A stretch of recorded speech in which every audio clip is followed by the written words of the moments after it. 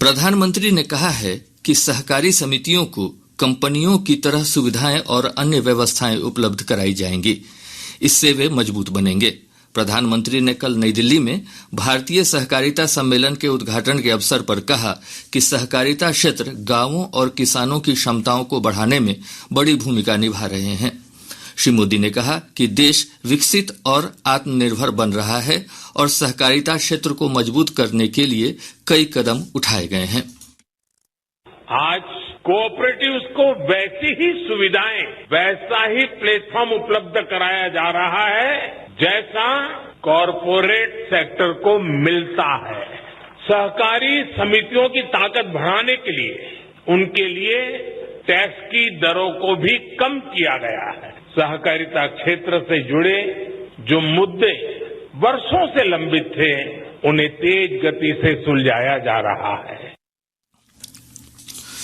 मौसम विभाग ने पटना समेत पूरे प्रदेश में 4 जुलाई तक भारी बारिश और वज्रपात का अलर्ट जारी किया है। मौसम विभाग ने अपने पूर्वानुमान में कहा है कि अगले 4 दिनों तक प्रदेश में बारिश का सिस्टम सक्रिय रहेगा। मौसम विज्ञान केंद्र पटना की वैज्ञानिक नेहा कुमारी ने बताया कि अगले 24 घंटों के दौरान मधुबनी, दरभंगा, सुपौल, अररिया और किशनगंज जिले में 1-2 स्थानों पर भारी बारिश हो सकती है। वहीं राज्य के अन्य हिस्सों में हल्की से मध्यम बारिश की संभावना है। इस दौरान वज्रपात की भी चेतावनी जारी की गई है।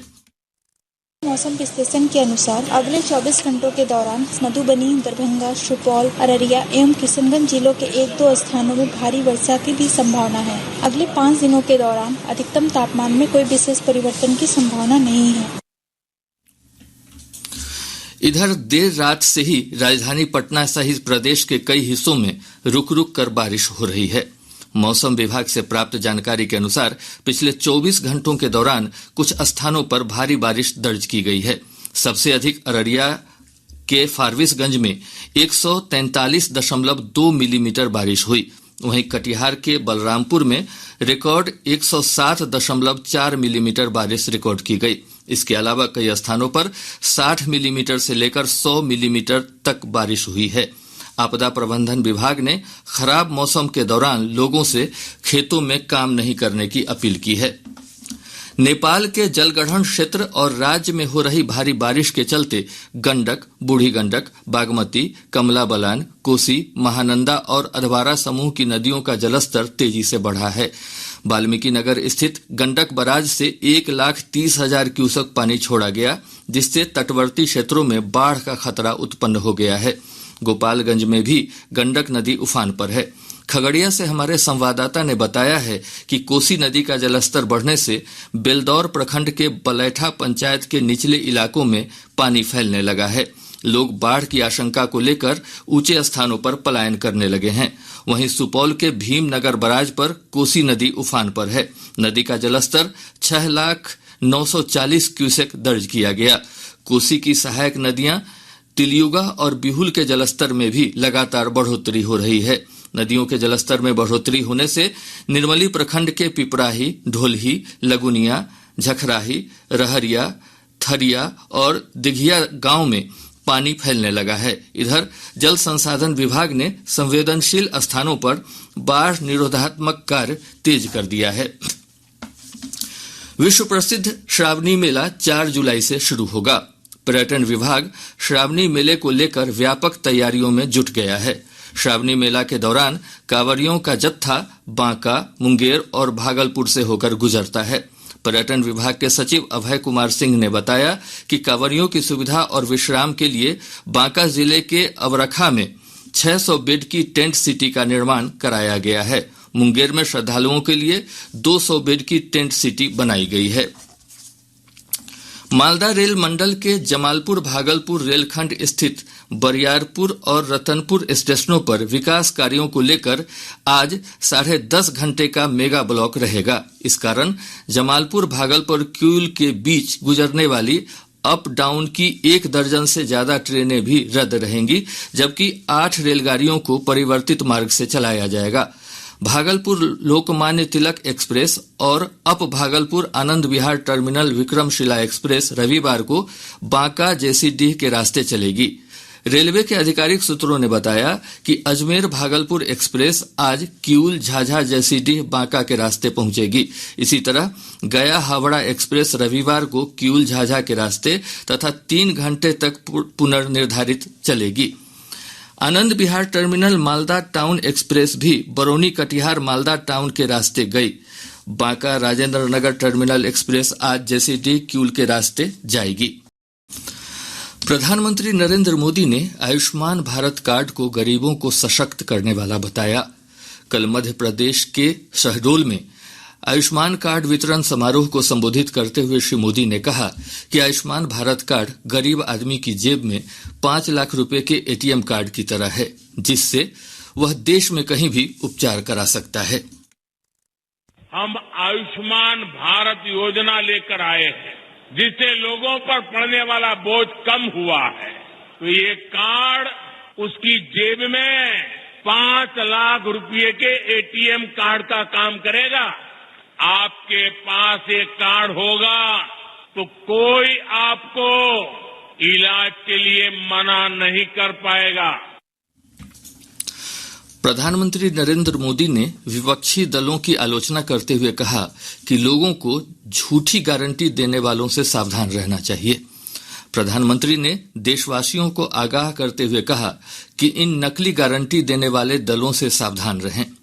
श्री मोदी ने राष्ट्रीय सिकल सेल एनीमिया उन्मूलन मिशन 2047 का शुभारंभ करते हुए कहा कि जब हम आजादी के 100वें वर्ष में प्रवेश करेंगे तब सिकल सेल एनीमिया से भारत मुक्त होगा। प्रधानमंत्री ने कहा कि विश्व में सिकल सेल रोग के कुल मरीजों में से आधे भारत में हैं, लेकिन आजादी के 70 वर्ष के बाद भी इस ओर ध्यान नहीं दिया गया। श्री मोदी ने कहा कि यह रोग अधिकतर जनजातीय लोगों में होता है और इसके उन्मूलन के लिए एक अभियान की शुरुआत की गई है। सिकल सेल एनीमिया से मुक्ति का यह अभियान अमृत काल का प्रमुख मिशन बनेगा और मुझे विश्वास है जब देश आजादी के 100 साल मनाएगा 2047 तक हम सब मिलकर के एक मिशन मोड में अभियान चला करके ये सिकल सेल एनीमिया से हमारे आदिवासी परिवारों को मुक्ति दिलाएंगे, देश को मुक्ति दिलाएंगे और इसके लिए हम सबको अपना दायित्व निभाना होगा। प्रदेश में शिक्षक भर्ती परीक्षा में दूसरे राज्यों के अभ्यर्थियों को भी आवेदन करने का अवसर दिए जाने का मुद्दा राजनीतिक रूप से तूल पकड़ता जा रहा है। बिहार लोक सेवा आयोग द्वारा ली जाने वाली इस परीक्षा में दूसरे राज्यों के अभ्यर्थियों को मौका दिए जाने का टीईटी और सीटीईटी पास अभ्यर्थी विरोध कर रहे हैं। उनकी मांग है कि प्रदेश के अभ्यर्थियों के हितों का ध्यान रखते हुए बाहरी अभ्यर्थियों के आवेदन पर रोक लगाई जाए। कल पटना में विरोध प्रदर्शन कर रहे अभ्यर्थियों और पुलिस के बीच हिंसक झड़प हो गई। इसमें कई प्रदर्शनकारी घायल हो गए। भारतीय जनता पार्टी ने शिक्षक अभ्यर्थियों की मांगों का समर्थन किया है। प्रदेश भाजपा अध्यक्ष सम्राट चौधरी ने कहा कि पार्टी शिक्षक अभ्यर्थियों के पक्ष में सड़क पर उतरेगी। उन्होंने कहा कि विधानमंडल के मानसून सत्र के दौरान 13 जुलाई को पार्टी विधानसभा मार्च करेगी। उन्होंने कहा कि सरकार को 10 लाख सरकारी नौकरी देने के वायदे को पूरा करना होगा। 13 जुलाई को हम विधानसभा मार्च पटना के गांधी मैदान से चलकर विधानसभा मार्च का आयोजन करेंगे और हमारा जो मुद्दा होगा 10 लाख सरकारी नौकरी का जवाब दो। सरकार 10 लाख सरकारी नौकरी कब तक देगी, इसका जवाब चाहिए। और जो सीटीईटी, एसटीईटी और जो नियोजित शिक्षक हैं उनको बीपीएससी के परीक्षा का एग्जाम्प्ट करते हुए सीधे उनकी नियुक्ति शिक्षक के तौर पर हो, इसका डिमांड करूंगा। इधर शिक्षा मंत्री प्रोफेसर चंद्रशेखर ने शिक्षक नियुक्ति नियमावली में संशोधन का समर्थन किया है। उन्होंने कहा कि इस प्रावधान से गणित और अंग्रेजी जैसे विषयों में अच्छे अभ्यर्थी मिलेंगे। देश के विभिन्न राज्यों के जो टैलेंटेड छात्र हैं, बेरोजगार हैं, इसमें भाग लेंगे। हमारे लोगों के लिए एक समस्या जरूर है सामने कि साइंस में, खास करके मैथ में, केमिस्ट्री में, फिजिक्स में, अंग्रेजी में इस तरह के कॉम्पिटेंट छात्र बहुत नहीं मिल पाते हैं, सीट खाली रह जाती है। इसके लिए क्या किया, साइंस ब्लॉक में रिक्तियां रह जाती थी। आप देखें ना, या अध्यापक प्रधान शिक्षक की बहाली हुई और उसमें 6000 में कितना 369 लोग आए। तो ये है कि बेहतरीन गुणवत्तापूर्ण शिक्षण कार्य के लिए गुणवत्तापूर्ण विषय के विशेषज्ञ आवे, और खास करके साइंस और अंग्रेजी की समस्या थी, इसलिए ओपन किया गया। इस बीच शिक्षा विभाग आंदोलन करने वाले नियोजित शिक्षकों पर कार्रवाई करेगा। विभाग के आधिकारिक सूत्रों ने बताया कि आंदोलन करने वाले शिक्षकों को चिन्हित करने के लिए धरना प्रदर्शन की वीडियो रिकॉर्डिंग करवाई जाएगी। Housing development finance corporation limited और HDFC बैंक का विलय प्रभावी हो गया है। बैंक के निदेशक मंडल ने इस विलय को मंजूरी दी थी। इस विलय के बाद HDFC बैंक विश्व का चौथा सबसे बड़ा बैंक बन गया है। Housing development finance corporation limited के सभी कर्मचारी HDFC बैंक के कर्मचारी माने जाएंगे।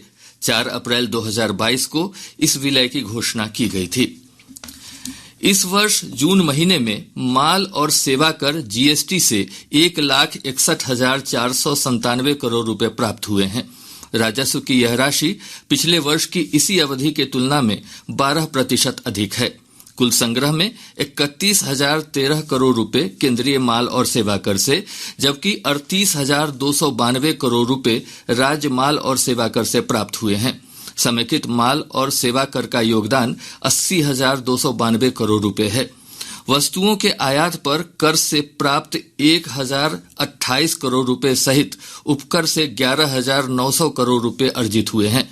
इधर बिहार में मई महीने में 1,366 करोड़ और जून में 1,437 करोड़ रुपए का GST प्राप्त हुआ है।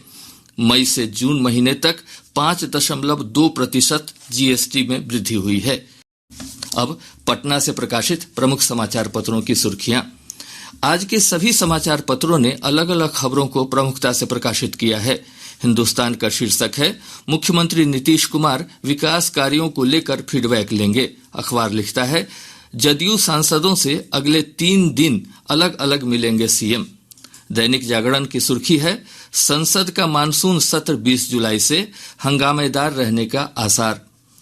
दैनिक भास्कर ने मौसम की खबर को प्रमुखता से प्रकाशित करते हुए लिखा है, जुलाई में प्रदेश में अच्छी बारिश के आसार। प्रभात खबर लिखता है, 16 जिलों के रजिस्ट्रार बदले, 479 राजस्व अधिकारी और DCLR का भी तबादला। आज अखबार का शीर्षक है, विपक्षी एकता की बैठक 14 जुलाई को नहीं होगी। और अब अंत में मुख्य समाचार एक बार फिर। प्रधानमंत्री नरेंद्र मोदी ने आयुष्मान भारत कार्ड को गरीबों को सशक्त करने वाला बताया। कार्ड धारक देश भर में कहीं भी करा सकते हैं उपचार। शिक्षक नियुक्ति भर्ती प्रक्रिया में संशोधन का व्यापक विरोध। भाजपा ने कहा, 13 जुलाई को बिहार के अभ्यर्थियों के समर्थन में होगा प्रदर्शन। मौसम विभाग ने पटना समेत पूरे प्रदेश में 4 जुलाई तक भारी बारिश और वज्रपात का अलर्ट जारी किया। और लगातार बारिश के कारण गंडक, बूढ़ी गंडक, बागमती, कमला बलान, कोसी, महानंदा और अधवारा समूह की नदियों के जलस्तर में बढ़ोतरी। निचले इलाकों में बाढ़ की आशंका।